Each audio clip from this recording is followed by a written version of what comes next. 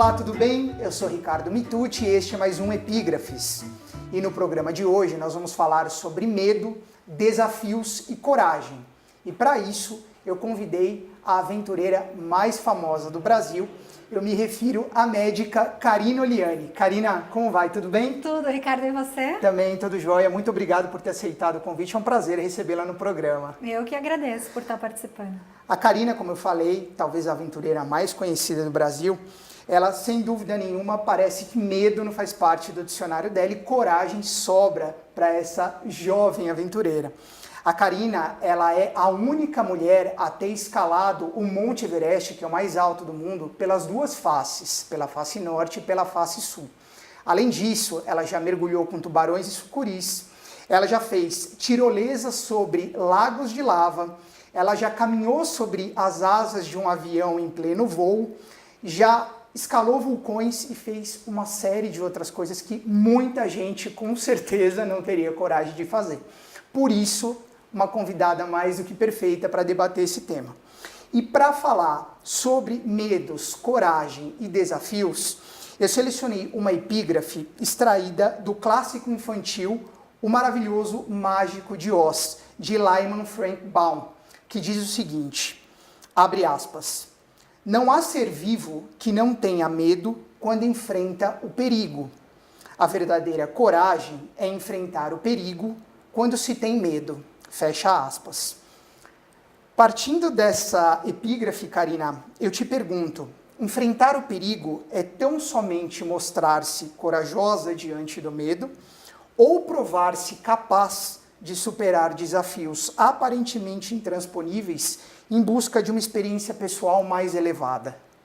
Puxa, Ricardo, eu gostei muito dessa epígrafe, né? Que coisa rica, porque é justamente o que ele fala em outras palavras. Eu não acho que a pessoa corajosa é aquela que não tem nenhum medo. Essa pessoa é louca, não é corajosa. O corajoso é justamente o que tem medo, mas que consegue superar o medo dele. Que consegue ir lá controlar esse sentimento de medo e fazer uma coisa que ele aparentemente não faria de primeira. Então aí que tá, de repente, o mérito, né, da coragem, porque a coragem ela é apreciada, ela tem esse valor por esse mérito, da superação do medo. E quando a pessoa é criança, né, quando a gente tem ali a nossa infância, a gente faz muita coisa que parece que a gente é corajoso. Não é, criança não é corajosa. Criança é ignorante no sentido de que ela não sabe o risco que ela está correndo. E conforme ela vai caindo, ela vai se queimando, ela vai se furando, ela vai deixando de ficar corajosa. Mas na verdade não é isso, ela só vai ficando mais consciente dos riscos. E aí quando a gente vai evoluindo, adolescência, juventude, muita gente simplesmente abandona e deixa de fazer tudo que traz algum risco para ela. Então, se a situação mostra algum perigo ou denota algum risco, ela vira as costas e vai embora. E para mim foi o contrário. Quando a situação me tirava da minha zona de conforto e fazia o coração bater mais rápido e me deixava com aquele medo, é claro, de princípio ninguém gosta, mas depois que eu conseguia superar, eu gostava muito mais e ainda me dava uma sensação de prazer ainda maior do que o medo que eu sentia. Legal. Então eu comecei a ficar viciada nessa coisa de superar meus desafios. E aí eu comecei a ver que a zona de conforto ela é muito chata. E que se eu ficasse nela, eu não ia conseguir nada do que eu queria. Então, por mais que quando você sai dela, você tem que batalhar, você tem que superar desafios, você tem que passar frio, você tem que enfrentar um batimento cardíaco na lua, você tem que treinar muito e tudo mais, mas lá na frente é mais gostoso. E é o que faz a vida valer a pena. E é o que você lembra de verdade, né? Porque a vida é muito rápida. Com certeza. Quando você olha pra trás assim, você fala, caramba, já passaram 20 anos.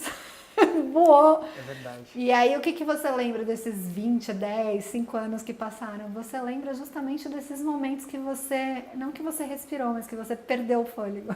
Com certeza, concordo. Só uma rápida contextualização da epígrafe, então. A epígrafe ela foi dita pelo feiticeiro de Oz ao personagem Leão Covarde, um dos companheiros de jornada da protagonista Dorothy, no conto de fadas O Maravilhoso Mágico de Oz. O leão covarde, que se revela um animal medroso aí no início da história, ele pede ao feiticeiro que dê a ele a coragem que ele não tinha. Ao que escuta do mágico que não há ser vivo que não tenha medo quando enfrenta o perigo. E que a verdadeira coragem é enfrentar o perigo quando se tem medo, como diz a epígrafe, como agora a Karina comentou. E dando sequência então, Karina, o espanhol Miguel de Cervantes, no clássico Dom Quixote, ele escreve que, abre aspas, quem ama o perigo, nele perece, fecha aspas. Já o filósofo alemão Arthur Schopenhauer teria dito que, abre aspas, quem não tem medo da vida, também não tem medo da morte, fecha aspas. Ainda que todas as suas expedições e aventuras sejam meticulosamente planejadas, houve situações em que você temeu pela sua vida em algum momento? Ah, sempre há, né, Ricardo? Quando você tá... Porque, assim, em alta montanha, o imprevisto é o previsto. Quando você vai pra lá, você tem que saber que todas aquelas coisas que acontecem no meio do caminho é o que acontece na montanha. Você tá indo para um ambiente que te oferece essas situações inesperadas. Por mais que você tente ficar olhando previsão do tempo. Um avalanche, sim, né? Ele vai ter o gatilho ali a hora que tiver e não tem como prever. Não tem como prever. Né? Então tem algumas coisas que realmente você não consegue prever. E você tem que estar muito flexível e muito preparado para reagir rápido a essas situações. Pois é, como você dribla o medo nessas situações, por exemplo? O medo você não dribla. Não dribla. Ele tá lá e ele tá te mantendo vivo e tá fazendo você correr mais rápido, você ficar atento, você ter um reflexo de desviar e de, né, se defender. Ele é bom. Eu não acho o medo ruim. Eu acho o medo péssimo quando a pessoa deixa ele dominar ela. Porque se você tem algum medo que ele é tão mais forte que ao invés... O medo é uma reação fisiológica de qualquer ser vivo, então qualquer animal, nós temos essa reação instintiva, ela é uma reação medular, medicamente falando, né? Então não é que a gente escolhe ter ou não ter, ele vem. Acontece. Só que ele é muito ruim quando ele vem e toma conta de você. E ao invés de fazer o que o medo primariamente foi criado para fazer, porque ele é uma reação instintiva criado para te proteger. Criado para você sair correndo, criado para você se esconder, criado para você ficar mais rápido e refugar, né, desviar de algum risco. Mas quando ele te paralisa e aí você não consegue reagir e ao invés de fugir ou de se defender, você fica paralisado, ele é péssimo. Então, eu acho que algumas pessoas, elas treinaram tanto ao longo da vida que elas aprenderam a controlar o medo. E aí elas usam o medo só a favor delas. E não nesse efeito nocivo do medo de paralisar e de tirar os poderes. Pelo contrário, elas usam os poderes que o medo te traz. Porque o medo é uma descarga de adrenalina absurda. E a adrenalina é bom. Você fica rápido, você respira melhor, a sua pupila absorve mais luz, o seu cérebro pensa mais rápido, tudo é melhor, né? Então você tem que usar o medo nesse sentido e não aquelas pessoas que falam, mas eu fiquei com tanto medo que eu travei. Paralisou. Não tinha o que fazer, perdi a voz ou parei de pensar, vi tudo preto, ou desmaiei, caí, fiquei ali no meio. Aí é ruim. Sim, ou seja, dá para tirar proveito do próprio medo, da sensação ou das sensações que o medo provoca. Sim. Legal. Até nesse sentido, você, como a gente falou no início, você é médica, especialista em emergência e resgate em áreas remotas, né? A opção pela medicina de emergência e de resgate em áreas remotas tem algum tipo de relação com uma possível situação de autoatendimento em casos de acidente que porventura você vivenciou, que alguém perto de você vivenciou, ou foi uma percepção mercadológica, digamos assim, para você escolher por essa área, Karina? Mercadológica não foi mesmo. Porque nem existia esse mercado no nosso país, para você ter uma ideia. Você inaugurou. Quando eu fui fazer esse fellowship nos Estados Unidos, que me levou 3 anos para completar, eu fui a primeira médica da América Latina inteira a trazer esse diploma para cá. Que legal. E aí quando chegou, ele não tinha muita validade mesmo. A gente fundou a ABMAR, que é a Associação Brasileira de Medicina de Áreas Remotas e Esportes de Aventura. A ABMAR começou com 5, 6 médicos ali que eram entusiastas de natureza e de esportes outdoor. e agora já é uma associação muito grande que está dentro das principais universidades médicas de São Paulo, né, da Unifesp, que é a Paulista, do HC lá na USP. Mas, inclusive, esse ano já teve o simpósio de medicina de extremos e medicina de expedições promovido pela ABMAR. Então, hoje em dia, eu vejo com muito orgulho esse caminho que eu ajudei a construir, né? Claro. Mas esse tipo de medicina, quando eu fui buscar ela, foi só pelo amor mesmo. Quando eu me formei, eu falei, caramba, que profissão incrível, que coisa linda que eu escolhi. Mas eu não vou ser feliz fazendo isso. Porque apesar de toda a alegria e de todo o prazer que eu tinha em ajudar os outros quando eles estavam ali naquela situação de emergência, eu ficava o dia inteiro fechada em centro cirúrgico, o dia inteiro fechada em clínica, fechada em hospital. Eu chegava, ainda estava escuro, amanhecia, eu estava dentro do hospital, quando eu saía já estava noite. Então eu não via uma natureza, eu não via a luz do dia, eu não via o sol nascer, o sol se pôr, eu não via bichos. E eu sou uma pessoa que eu preciso desse contato com a natureza. Sim. E aí eu falei, e agora, tá? Foram 8 anos da minha vida que eu investi nessa carreira, né? Pra chegar até onde eu cheguei agora. E agora eu descobri que não adianta, porque médico ficou o tempo inteiro dentro de uma clínica, de um hospital, de um centro cirúrgico. E foi quando eu comecei a pesquisar, descobri 3 médicos californianos que tinham tido essa mesma sensação que eu tive, li a história deles e tal. E eles tinham fundado a WMS, a Sim. Wilderness Medical Society, lá em Utah. E aí já tinham vários médicos trabalhando com medicina aeroespacial, em parques nacionais. Eles eram um médico de resgate no Aconcagua, no Everest, não sei aonde. Gente, olha o trabalho desses médicos. Eles trabalham com resgate aquático no Havaí. Esse outro aqui trabalha no Base Camp do Everest. Esse outro... E aí eu falei, caramba, então tá, essa medicina aí que vai combinar a minha paixão, né? Que é a medicina, que é o ambiente outdoor, a natureza, com a minha profissão, que é a medicina.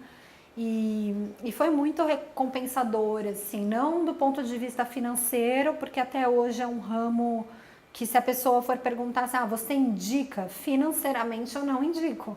Mas se você quiser fazer o que você gosta, o que você ama, eu super indico. Claro, legal. Eu acho que isso é prioridade sempre, né? É. Não pensar só no dinheiro, mas no amor que você tem fazendo o que você faz. O escritor britânico H.G. Wells teria dito que, abre aspas, brincar com o fogo desenvolve em nós a habilidade de não nos queimarmos, fecha aspas. Você realmente nunca teve medo de nada? Ou, voltando ao que você falou agora há pouco, desenvolveu essa habilidade de lidar com o sentimento, com a sensação de medo? Não, eu tenho medo de várias coisas. Você tem medo de alguma coisa? Por exemplo?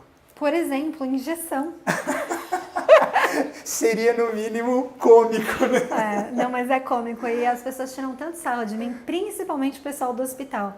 Porque, né, vê lá a gente passando uns catéteres e pegando veia, e pegando acesso, entubando e aquelas coisas, principalmente na medicina de emergência. E aí depois quando, doutora, a gente precisa colher seu sangue, a doutora tá na época de tomar aquela vacina. E aí você vai lá no hospital, né, e aí você fala, eu tenho medo de injeção. E tá um vexame.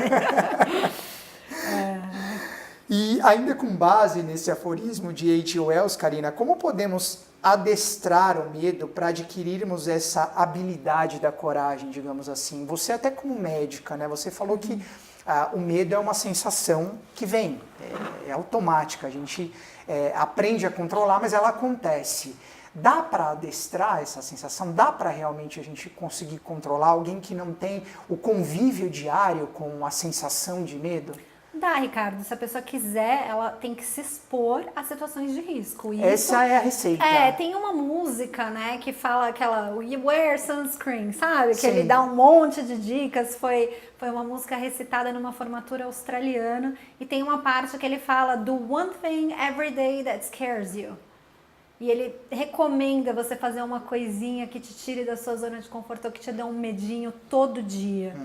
E eu acho isso muito importante, porque isso, nós, como seres vivos, agora vamos voltar, né? Porque a gente considera o ser humano um ser muito diferente de todos os outros animais, mas se a gente for pegar a história do universo, nós somos apenas mais uma espécie em um planeta remoto, distante, daquele pontinho de grão de areia que está lá embaixo de diversas galáxias. Então, vamos falar da gente como espécie.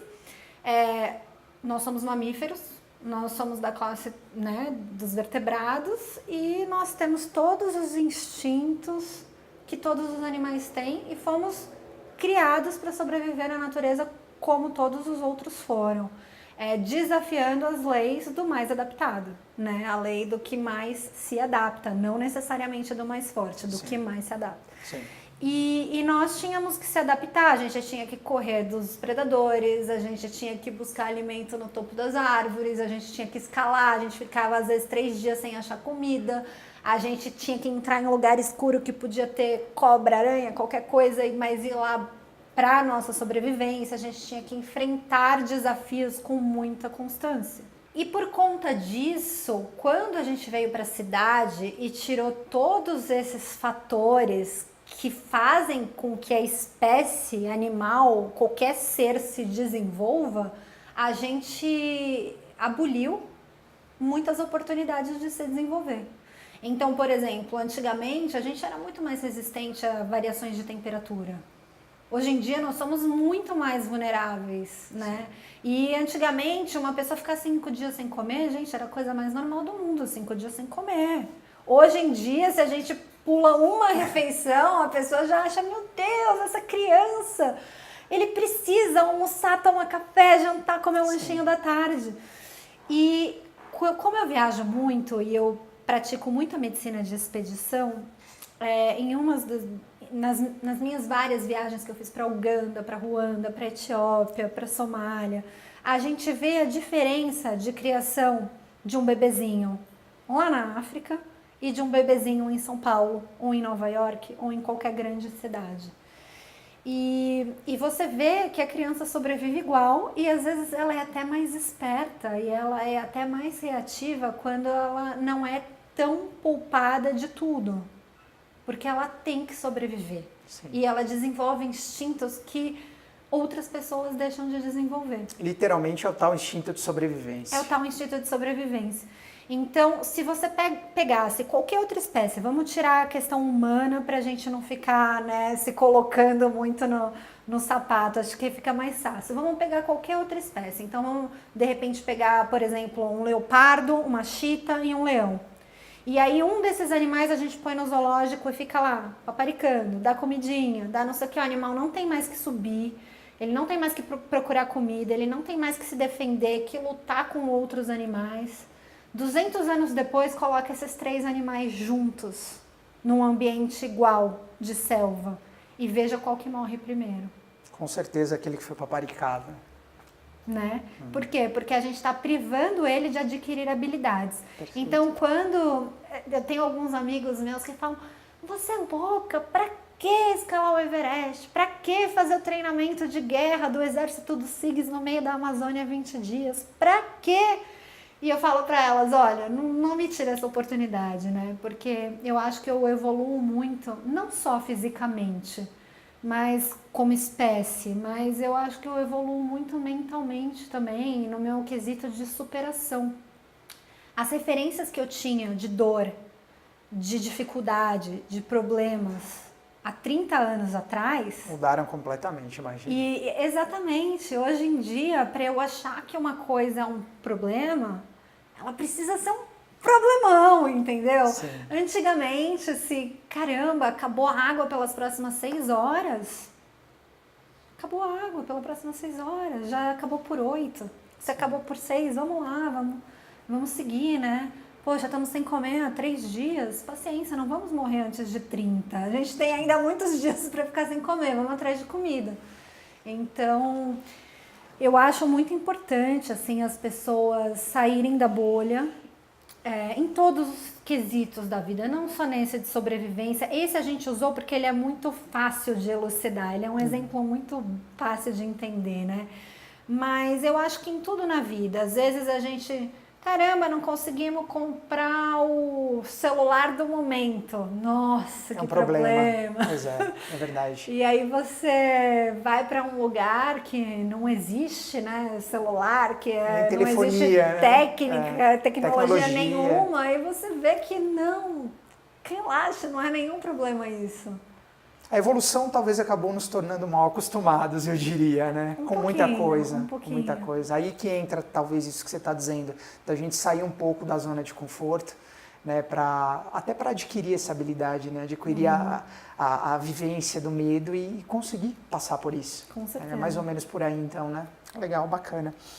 No romance O Jogador, o russo Fyodor Dostoiévski escreve o seguinte, abre aspas, talvez, depois de ter passado por um número tão grande de sensações, a alma não possa deleitar-se, exigindo novas sensações, sempre mais violentas, até o esgotamento total. Fecha aspas. Numa linha similar de pensamento, ao filósofo grego Sócrates é atribuído o seguinte aforismo, abre aspas, uma vida sem desafios não vale a pena ser vivida, fecha aspas. O que mais move você, enquanto aventureira, a enfrentar os seus medos e os perigos inerentes às aventuras que protagoniza? A necessidade por novas sensações e emoções ou a busca por uma vida menos pacata e previsível? Me perguntam muito do que eu tenho medo, né? Uma coisa que eu tenho medo de verdade é se um dia eu tiver para morrer em algum lugar e me perguntarem assim, olha, você vai morrer, vai passar um tempo em algum lugar e daqui a um tempo você vai reencarnar aqui de novo. Suponha, tá? Sem discutir crença. Suponha que isso seja uma verdade te dada no seu leito de morte. E o meu medo é de responder, eu não quero ser a Karina de novo. Sério? Eu tenho por obrigação que fazer uma vida incrível, que a minha resposta seja, com certeza eu quero ser a Karina de novo. Minha vida foi muito legal, ela foi muito boa, eu fiz tudo o que eu quis, porque é um presente que a gente ganha. Sim. Essa oportunidade de estar aqui é um presente. E se a gente ficar... só depende de nós fazermos ela ser um presente prazeroso ou fazer um inferno. O povo fica muito falando, o céu, o inferno, o céu. O céu e o inferno para mim estão aqui. Estão aqui. Depende da gente. Sim. Então, eu acho que eu faço tudo isso porque eu tô em busca da vida que eu acho ideal para mim. Que eu acho que é um presente, que eu tô vivendo um presente de acordo com o presente que me foi dado. Mas tem um propósito também, até pela sua formação, né? Pelas viagens que você faz, algumas delas, de ajudar as pessoas, trabalhos voluntários. Faço várias coisas, né? Então tem as aventuras e as expedições que eu me proponho, tem os projetos sociais que também são nos mesmos ambientes inóspitos e de aventura. Tem a medicina de emergência na cidade, mas que eu adoro porque ela me coloca num constante desafio, um paciente após o outro. Então tudo que eu faço eu amo muito. Eu acho muito gostoso ter essa diversidade de funções. Talvez se eu estivesse fazendo sempre a mesma coisa e só aquilo eu enjoasse. Sim. No meu caso, eu não consigo me enjoar de nenhuma. Quando tá acabando uma viagem de aventura aqui, eu já tô pensando nos meus plantões ali, já tô pensando nos próximos viagens sociais que a gente tem no Instituto Dharma. Então eu gosto muito disso. E eu tive recentemente fui parar no pronto-socorro. Eu tive um imprevisto de saúde sério, chama TEP, é um tromboembolismo pulmonar, e aconteceu por conta de uma outra doença, de um bichinho que eu estava tratando, e eu tinha uma chance aí maior de 80% de não ter sobrevivido. Nossa! E no caminho do pronto-socorro, foi muito engraçado, porque eu, como médica, eu sabia exatamente o que estava acontecendo, quais eram as minhas chances. E no caminho, assim, eu parei e pensei, caramba, eu vou morrer. Eu falei, não tem problema, eu vivi a vida que eu queria. E foi incrível. E se tiver que acabar agora, já foi maravilhoso. Fantástico, fantástico. Bom, nem preciso perguntar, mas a morte não te põe medo algum, né? Depois dessa experiência que eu acabei de ter, ela não me colocou medo. Claro, se eu estiver numa situação ali que... você quer se jogar aqui para morrer? Óbvio, não, de jeito nenhum. Claro. Eu nunca tive tendência suicida porque eu amo a minha vida muito. Mas dentro de tudo que eu faço, Ricardo, eu busco minimizar os riscos de fatalidade ou de acidente ao máximo. Sim. Tanto é que eu pratico esses esportes e faço coisas que as pessoas chamam de perigosa, que eu me lembre, assim, desde que eu nasci. mas que elas começaram a ficar, por exemplo, o meu salto de paraquedas primeiro foi com 12 anos. Então, são mais de 20 anos, né, fazendo essas coisas, e os acidentes realmente que eu tive dessas atividades que eu estava fazendo são praticamente nenhum. Então a gente faz tudo com muito profissionalismo, Claro. Não é assim, vamos lá se aventurar de qualquer jeito. Claro, é feito de uma maneira bem consciente, planejada. Você foi e é, na verdade, a única brasileira, como nós falamos na abertura, a escalar Monte Everest pelas duas faces, né? A face norte e a face sul. A sabedoria popular costuma dizer que a coragem diminui à medida que a experiência de vida aumenta. Como não permitir que a prudência típica que advém da maturidade se transforme em medo e nos impeça de realizar projetos pessoais ou profissionais mais audaciosos, ainda que implique algum tipo de risco, Karina?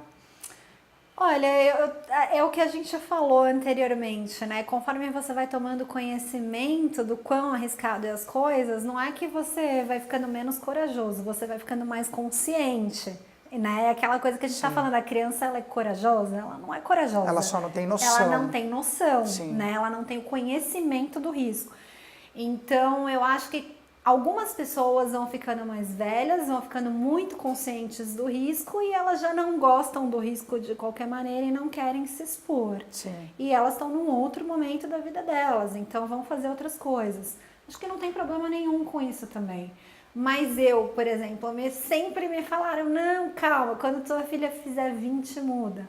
Aí, não, calma, Regina, quando a tua filha fizer 30, muda. Não, calma, Regina, deixa ela fazer 35 que você vai ver como muda tudo. E aí minha mãe falou, poxa, eu tô esperando de braços cruzados, porque eu acho que é uma coisa muito da minha personalidade. Claro. Tá no meu DNA. Eu amo ser colocada em situações que me tirem da minha zona de conforto, né? Sim. Como eu te disse. Sim. Então, eu me vejo aquelas velhinhas de 70, 80 anos indo pulando de fazer paraquedas. alguma coisa. Me vejo. Se eu chegar lá, com certeza. Que legal, muito bom.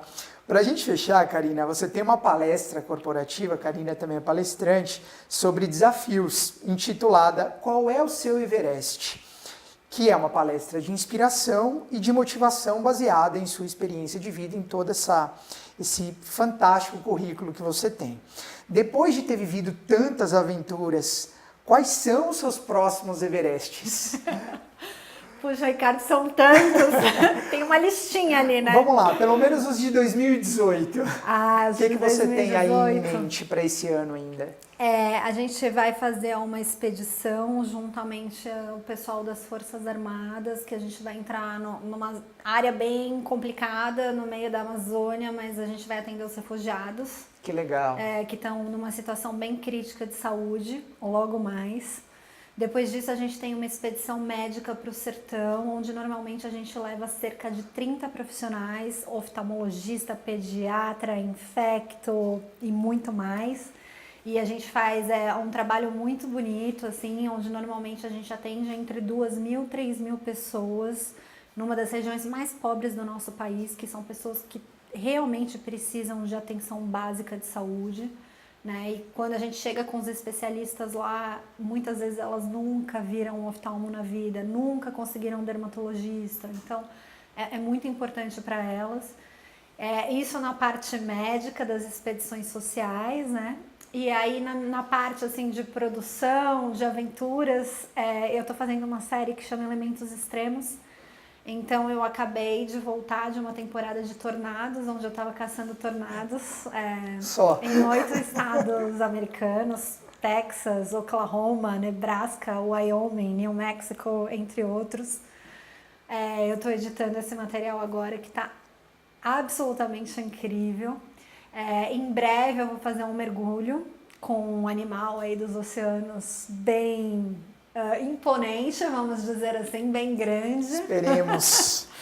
E tem mais algumas outras aventuras de montanha mais para o fim do ano também que estão programadas, já que eu peguei aí uma doença no meio do caminho que impediu a minha expedição a K2 esse ano. Uhum. Então esse ano não tem... Não dá mais. Não tem como. Não tem tempo.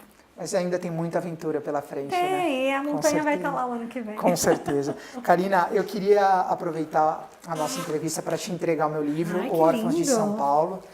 meu romance lançado no final de 2017. Espero que você goste. Muito obrigada. Até em agradecimento aí a gentileza de nos atender e participar com a gente do Epígrafes. Que foto linda da capa. Pois é, Renata Aguiar, minha amiga, uma grande fotógrafa, fez uma bela imagem aí.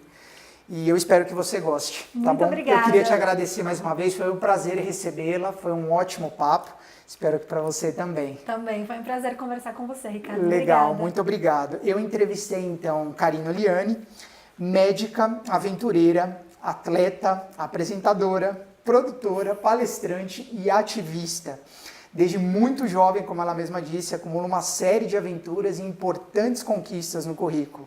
Com apenas 12 anos, fez seu primeiro salto de paraquedas e concluiu o curso de mergulho autônomo. Aos 17, tornou-se bicampeã brasileira de wakeboard e recordista em mergulho livre, que é aquele sem equipamentos, né? É fundadora, como ela comentou, da Associação Brasileira de Medicina de Áreas Remotas, ABEMAR, e já visitou mais de 80 países. Apresentou quadros, programas e reportagens de aventura extrema na Rede Globo, Sport TV, Record TV, Multishow, Canal Off e Discovery. E como ela antecipou também, muita coisa nova aí pela frente ainda neste ano.